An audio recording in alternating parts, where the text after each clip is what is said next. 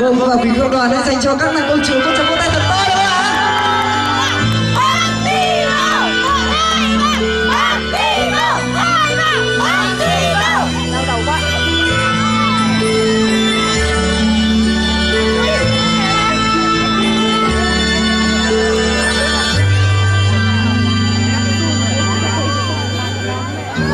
Trời cao xin đổ sương và ngàn mây hãy mưa đấng chuộc cầu. Trời cao xin đổ sương và ngàn mây hãy mưa đấng chuộc cầu. Như đứng khô đồng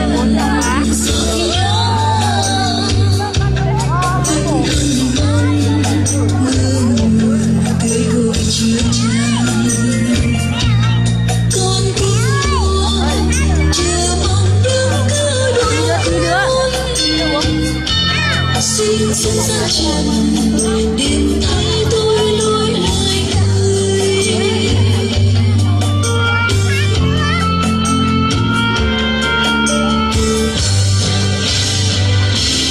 Trời cao ơi xin đổ sương mát ngàn mây ơi mà vì công chính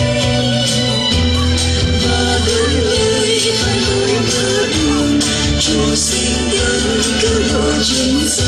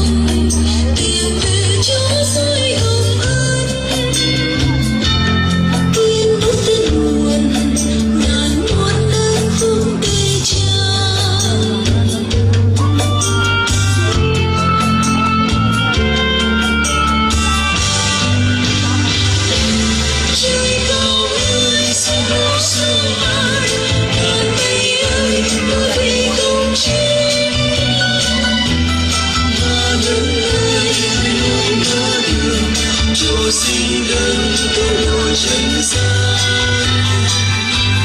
Trời cao ơi xin đổ sương mát ngàn mây ơi mà vì công chính và đến nơi hai lối mở đường Chúa xin đến cứu độ chân gian và đến nơi hai lối mở đường Chúa xin đến.